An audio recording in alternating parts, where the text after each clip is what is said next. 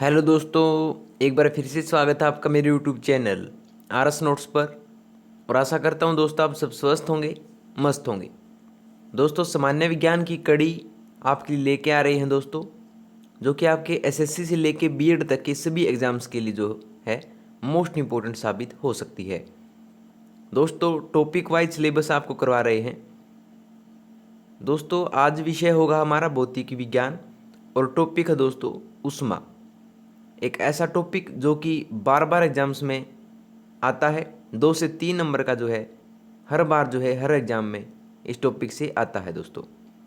Part 7 है दोस्तों सामान्य विज्ञान की कड़ी का, तो आप एक भी क्वेश्चन मिस ना कीजिएगा, वीडियो अंत तक देखिए।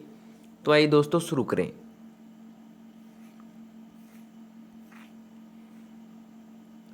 पहला है, वायुमंडल में जल वाष्प की मात्रा किससे मापी जाती है?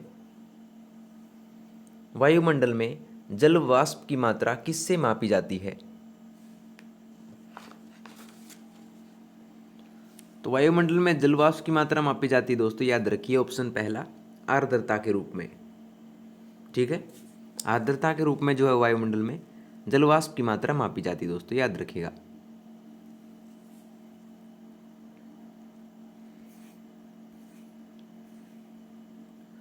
अगला है, ओजोन परत के न होने पर वायुमंडल में कौन सी किरणें प्रवेश कर जाएंगी? ओजोन परत के न होने पर वायुमंडल में कौन सी किरणें जो हैं प्रवेश कर जाएंगी?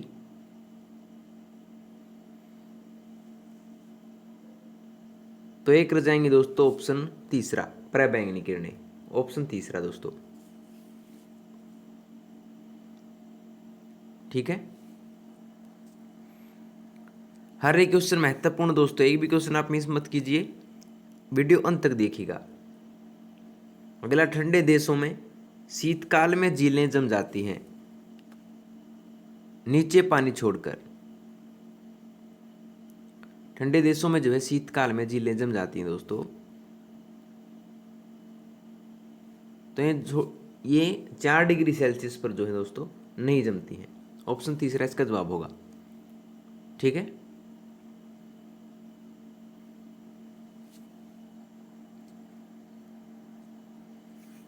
अगला देखिए,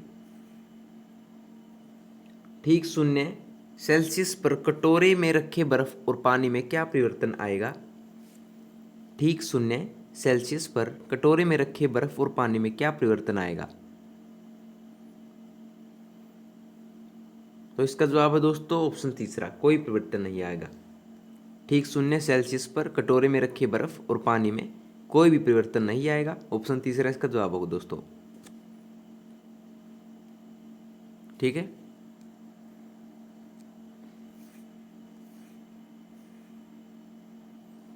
अगला है, वह पिंड जो ऊष्मा का अच्छा अवशोषक होता है निम्नलिखित में से कौन सा गुण वाला भी होता है? वह पिंड जो ऊष्मा का अच्छा अवशोषक होता है निम्नलिखित में से कौन सा गुण वाला भी होता है?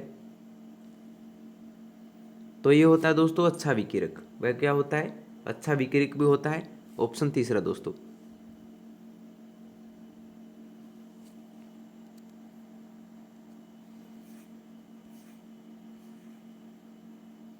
अगला, थर्मामीटरों में आमतौर पर पारे का प्रयोग किया जाता है क्योंकि इसमें थर्मामीटरों में जो है आमतौर पर पारे का प्रयोग किया जाता है क्योंकि इसमें दोस्तों उच्च चालकता होती है। क्या होता है? थर्मामीटरों में उच्च चालकता होती है। ऑप्शन तीसरा दोस्तों।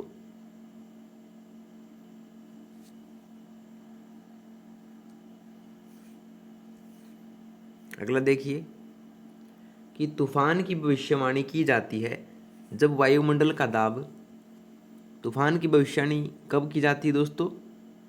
जब वायुमंडल का जो दाब है वो क्या हो जाए?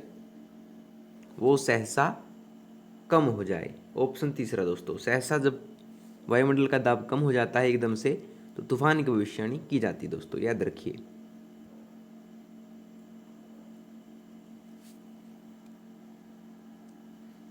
ठीक है, अगला, खाना पकाने के बर्तनों में लकड़ी अथवा बैकेलाइट का हैंडल होता है क्योंकि खाना पकाने के बर्तनों में लकड़ी अथवा बैकलाइट का हैंडल होता है? क्योंकि क्यों होता है? क्योंकि जो लकड़ी और बैकेलाइट है वो ऊष्मा के खराब संवाहक होते हैं। ऑप्शन पहला इसका जवाब होगा दोस्तों।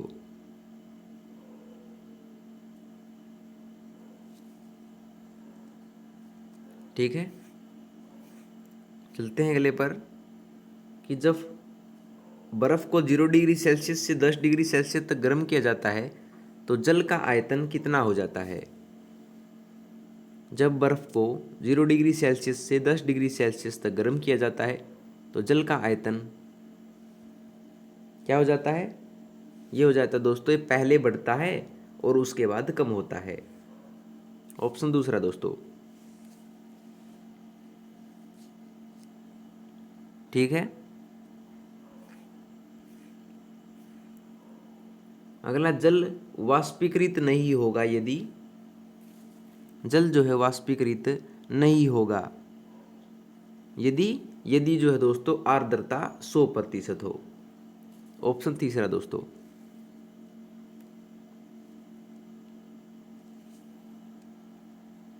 ठीक है, अगले पे चलते हैं कि कोई पिंड ऊष्मा का सबसे अधिक अवशोषण करता है जब वह हो, कोई पिंड जो है ऊष्मा का सबसे अधिक अवशोषण कब करेगा? जब वह पिंड जो है काला हो और खुरदरा हो। तो ऑप्शन पहला इसका जवाब होगा दोस्तों।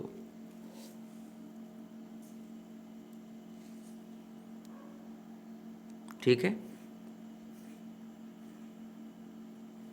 अगला, मध्य में वर्तुल छिद्र वाली धातु की एक प्लेट को गर्म किया गया है, छिद्र के क्षेत्रफल पर क्या प्रभाव पड़ेगा?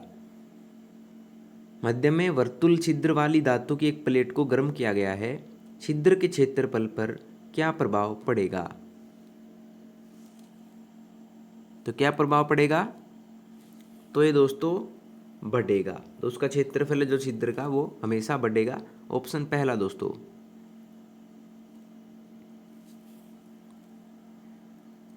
ठीक है, अगला देखते हैं कि समुद्र के जल को किस प्रक्रिया द्वारा शुद्ध किया जा सकता है? समुद्र का जो जल होता है उसको किस प्रक्रिया द्वारा शुद्ध किया जा सकता है? तो ये किया जा सकता है दोस्तों आसवन द्वारा। आसवन जो विधि होती है उसके द्वारा जो है समुद्र के जल को शुद्ध किया जा सकता है दोस्तों। बार बार एग्जाम्स में पूछा गया क्वेश्चन है।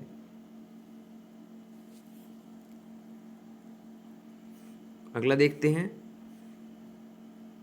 कि ताप उत्क्रमण होता है, ताप उत्क्रमण कब होता है दोस्तों?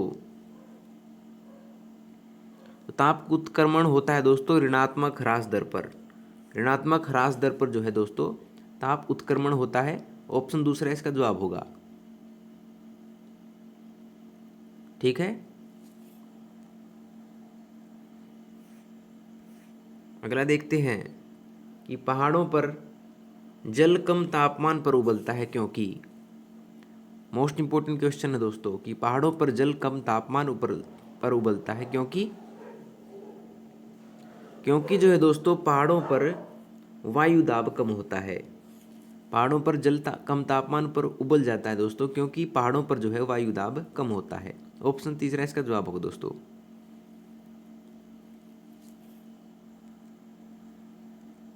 ठीक है, अगला देखते हैं कि चावल पकाना कठिन होता है क्योंकि, चावल पकाना कठिन कहाँ पर होता है?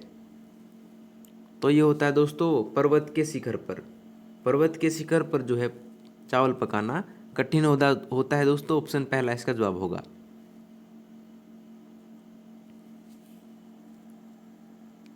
ठीक है, अगला देखते हैं कि बोलोमीटर का प्रयोग किसे मापने के लिए किया जाता है?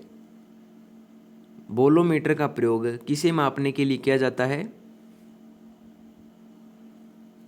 तो ये किया जाता है दोस्तों तापमान को मापने के लिए। तापमान को मापने के लिए बोलोमीटर का प्रयोग किया जाता है। ऑप्शन दूसरा इसका जवाब होगा दोस्तों।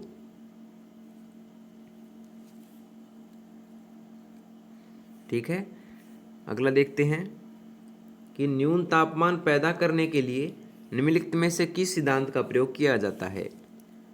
न्यून तापमान पैदा करने के लिए निम्नलिखित में से किस सिद्धांत का प्रयोग किया जाता है? तो ये किया जाता है दोस्तों रुद्धोष्म चुंबकन का। रुद्धोष्म चुंबकन का प्रयोग जो है न्यून तापमान पैदा करने के लिए किया जाता है। ऑप्शन चौथा इसका जवाब होगा दोस्तों। ठीक है। अगला, पृथ्वी के वायुमंडल की कौन सी परत रेडियो तरंगों को वापस पृथ्वी के पृष्ठ पर परिवर्तित करती है?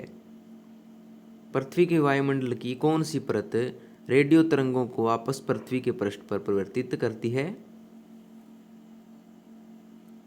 तो ये करती है दोस्तों आयन मंडल। आयन मंडल जो है पृथ्वी के वायुमंडल की रेडियो तरंगों को वापस पृथ्वी के पृष्ठ पर परावर्तित करती है दोस्तों। ऑप्शन पहला इसका जवाब होगा।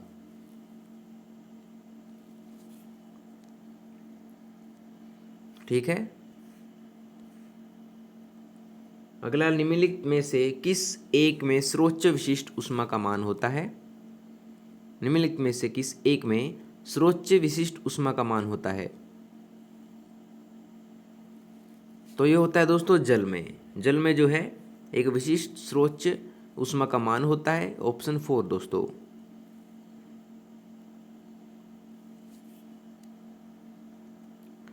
अगले पे चलते हैं दोस्तों। अगला, जल वाष्प में भंडारित ऊष्मा कौन सी ऊष्मा होती है?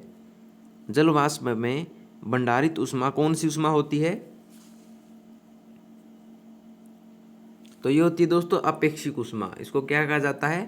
अपेक्षिक ऊष्मा उसको कहा जाता है दोस्तों, याद रखिए। ठीक है। चलते हैं अगले पर कि वातावरण के अंदर क्षैतिज ऊष्मा अंतरण को क्या कहा जाता है? वातावरण के अंदर क्षैतिज ऊष्मा अंतरण को क्या कहा जाता है? तो ये कहते हैं दोस्तों संवहन या कन्वेक्शन जिसे कहा जाता है। ऑप्शन दूसरा। ठीक है। अगला देखिए कि सूर्य की किरणें किस प्रक्रिया द्वारा पृथ्वी पर पहुंचती हैं? मोस्ट इंपोर्टेंट क्वेश्चन है दोस्तों। सूर्य की किरणें किस प्रक्रिया द्वारा पृथ्वी पर पहुंचती है? तो ये पहुंचती हैं दोस्तों विकिरण द्वारा। सूर्य की किरणें विकिरण प्रक्रिया द्वारा पृथ्वी पर पहुंचती हैं। ऑप्शन पहला। ठीक है। अगला, आर्द्रता मापने के लिए निम्नलिखित में से किस उपकरण का प्रयोग किया जाता है?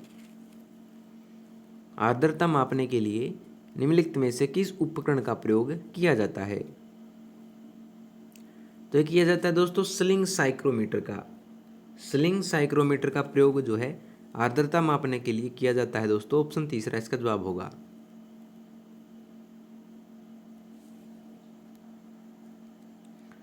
चलते हैं अगले पर कि यदि किसी स्थान के तापमान में सहसा वृद्धि हो जाए तो अपेक्षित आर्द्रता कैसी होगी? यदि किसी स्थान के तापमान में सहसा वृद्धि हो, तो एकदम से वृद्धि हो जाए दोस्तों किसी स्थान के तापमान में, तो अपेक्षित आर्द्रता कैसी हो जाएगी? तो ये हो जाएगी दोस्तों घटती है। तो जो अपेक्षित आर्द्रता होगी वो घटेगी। ऑप्शन दूसरा दोस्तों। ठीक है। अगला देखिए कि निम्नलिखित में से किसकी ऊष्माधारिता अधिक है? निम्नलिखित में से किसकी ऊष्माधारिता अधिक है? तो यह दोस्तों जल की। जल की जो ऊष्माधारिता वह अधिक होती है। ऑप्शन दूसरा इसका जवाब होगा दोस्तों। ठीक है। अगला देखते हैं कि थर्म किसकी यूनिट है? थर्म जो होती है दोस्तों किसकी यूनिट होती है? ऑप्शन आपके शक्ति की, ऊष्मा की, प्रकाश की या दूरी की। तो थर्म किसकी यूनिट होती है दोस्तों? यह होती है ऊष्मा की। ऊष्मा की यूनिट होती है दोस्तों थर्म। ऑप्शन दूसरा इसका जवाब होगा। ठीक है। अगला, 1 ग्राम बर्फ को 0 डिग्री सेल्सियस पर पूर्णतः पिघलाने के लिए कितना यांत्रिक कार्य करना होगा?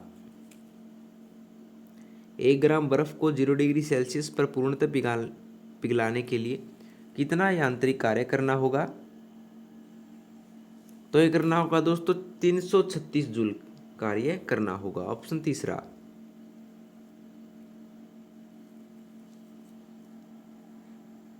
ठीक है दोस्तों, अगला देखते हैं कि कार रेडिएटर में पानी का प्रयोग निम्नलिखित में से उसके किस कारण से किया जाता है? जो कार रेडिएटर होते हैं दोस्तों, उसमें पानी का प्रयोग निम्नलिखित में से उसके किस कारण से किया जाता है? तो ये किया जाता है उच्च विशिष्ट ऊष्मा क्षमता के कारण से ऐसा किया जाता है दोस्तों। ऑप्शन तीसरा।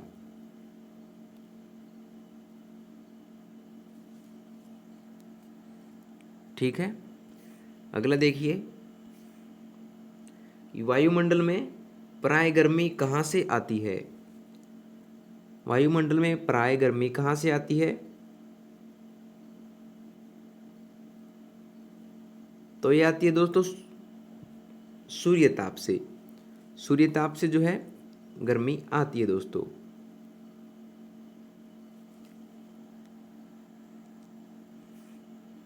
अगला देखते हैं कि वायुमंडलीय दाब में सहसा पतन किस बात का संकेत है? जो वायुमंडलीय दाब होता है उसमें एकदम से गिरावट आ गई, तो ये संकेत है दोस्तों कि क्या होने जा रहा है? ये तूफान आने का संकेत है दोस्तों। ऑप्शन दूसरा इसका जवाब होगा।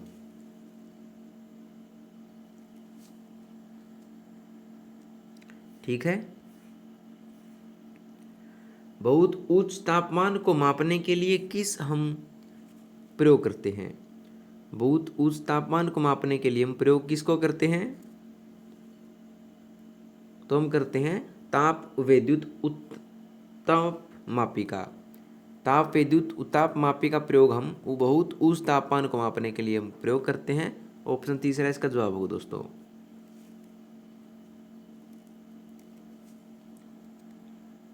ठीक है, अगला देखते हैं कि निम्नलिखित में से अधिक जलन किससे पैदा होती है? निम्नलिखित में से जलन किससे पैदा होती है? तो ये होती है दोस्तों भाप से। भाप से जो है दोस्तों सबसे अधिक जलन पैदा होती है। ऑप्शन तीसरा इसका जवाब होगा।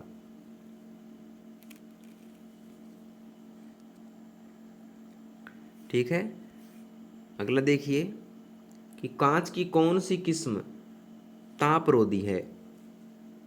कांच की कौन सी किस्म जो है वो तापरोधी होती है? तो ये होती है दोस्तों पायरेक्स कांच। पायरेक्स कांच जो होता है वो तापरोधी होती है। ऑप्शन तीसरा इसका जवाब होगा दोस्तों।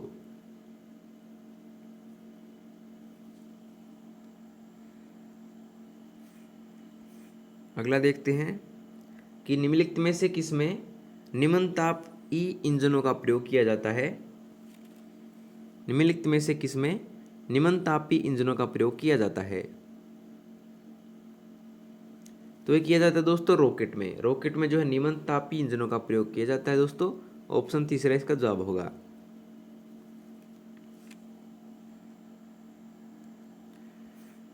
अगला देखते हैं कि क्रायोजेनिक किससे संबंधित विज्ञान है? क्रायोजेनिक किससे संबंधित विज्ञान है? तो ये दोस्तों निम्न तापमान से। क्रायोजेनिक जो है दोस्तों निम्न तापमान से संबंधित विज्ञान है। ऑप्शन दूसरा इसका जवाब होगा दोस्तों।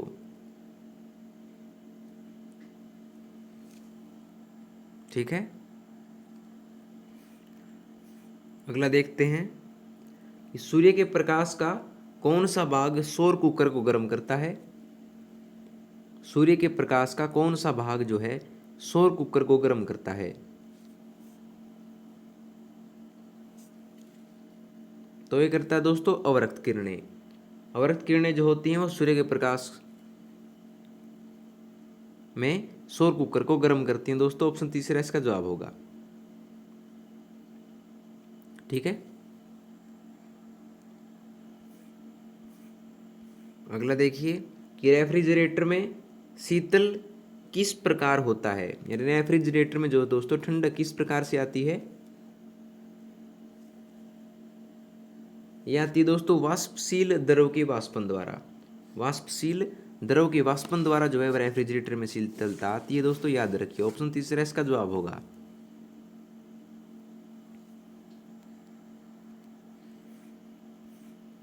अगला देखिए कि मेघाच्छन्न रात की अपेक्षा निर्मल रात अधिक ठंडी होती है, इसका कारण क्या है। मेघाच्छन्न रात की अपेक्षा निर्मल रात अधिक ठंडी होती है, इसका कारण होता है दोस्तों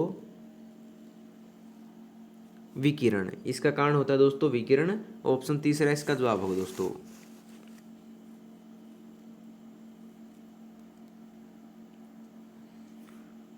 अगला देखते हैं दोस्तों, मोस्ट इंपोर्टेंट क्वेश्चन है, वीडियो के साथ अंत तक जुड़े रहिए। अगला, कुहासा निम्नलिखित में से किसके द्वारा बनता है। कुहासा जो होता है वो निम्नलिखित में से किसके द्वारा बनता है, तो ये बनता है दोस्तों निम्न तापमान पर जल वाष्प के द्वारा ये कुहासा बनता है दोस्तों। ऑप्शन तीसरा इसका जवाब होगा।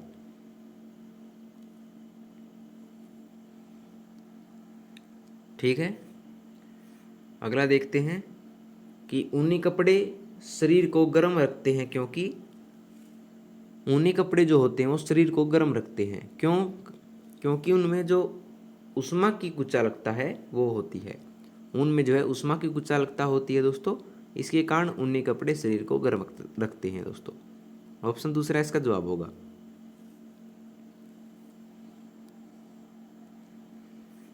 ठीक है,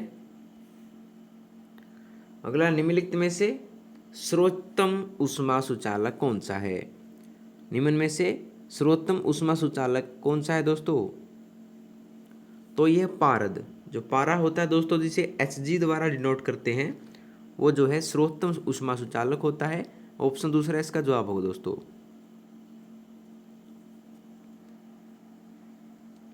ठीक है, देखते हैं अब अगला कि वायु की सापेक्ष आर्द्रता का मापन एवं रिकॉर्ड करने वाला उपकरण कौन सा है। वायु की सापेक्ष आर्द्रता का मापन एवं रिकॉर्ड करने वाला उपकरण कौन सा है दोस्तों, तो ये हाइग्रोमीटर। हाइग्रोमीटर जो है वायु की सापेक्ष आर्द्रता का मापन एवं रिकॉर्ड रखता है, तो ऑप्शन दूसरा इसका जवाब होगा दोस्तों।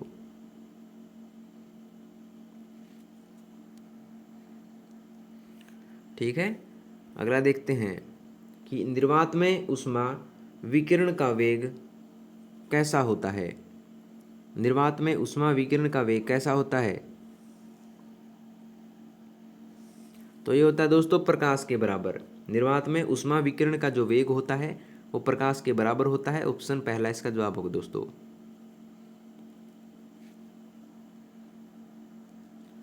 ठीक है, अगला देखिए कि निम्नोक्त में किसे किसका प्रयोग बंद चूल्हे में किया जाता है। जो ओवन होता है दोस्तों आपने देखा होगा घरों में, तो किसका प्रयोग बंद चूल्हे में किया जाता है,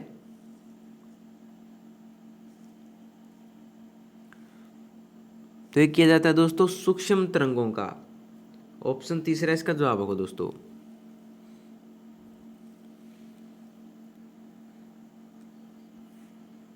ठीक है, अगला, निम्नलिखित में से कौन सा पदार्थ ऊष्मा का सुचालक है परंतु विद्युत का कुचालक है।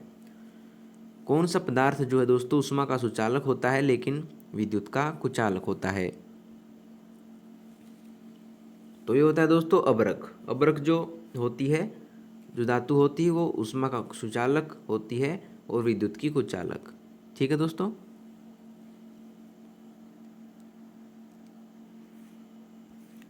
अगला देखते हैं कि निम्न में से किसके द्वारा सूर्यतपन का एक भाग सोख लिया जाता है और पृथ्वी की विकिरित ऊष्मा का संरक्षण भी किया जाता है। निम्न में से किसके द्वारा सूर्यतपन का एक भाग सोख लिया जाता है और पृथ्वी की विकिरित ऊष्मा का संरक्षण भी किया जाता है, तो ये किया जाता है दोस्तों जल वाष्प द्वारा। ऑप्शन तीसरा इसका जवाब होगा दोस्तों।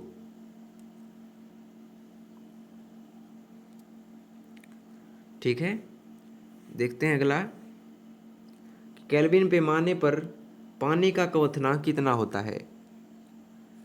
केल्विन पैमाने पर पानी का जो क्वथनांक है दोस्तों वो कितना होता है? तो ये होता है दोस्तों, याद रखिए 373 केल्विन होता है दोस्तों, ये ऑप्शन पहला।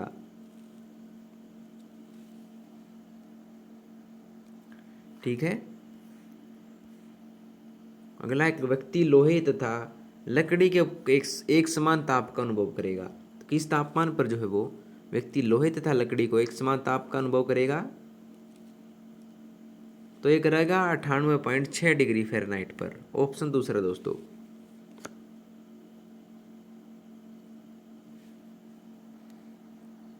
ठीक है। अगला है, जल का घनत्व अधिकतम किस तापमान पर होता है दोस्तों? मोस्ट इंपॉर्टेंट क्वेश्चन है, जल का घनत्व अधिकतम किस तापमान पर होता है? तो ये होता है दोस्तों 4 डिग्री सेल्सियस पर। 4 डिग्री सेल्सियस पर जो है जल का घनत्व अधिकतम होता है, ऑप्शन पहला इसका जवाब होगा दोस्तों, याद रखिए। ठीक है। तो लीजिए दोस्तों, आपकी वीडियो होती है यहाँ पर कंप्लीट। अगर आपको वीडियो पसंद आई हो तो वीडियो को लाइक शेयर और कमेंट करके ज़रूर बता दीजिएगा, और आर्स नोट्स चैनल को सब्सक्राइब कर लीजिए दोस्तों। तो मिलते हैं आपसे अगली वीडियो में नए रोचक प्रश्नों के साथ, तब तक के लिए धन्यवाद दोस्तों।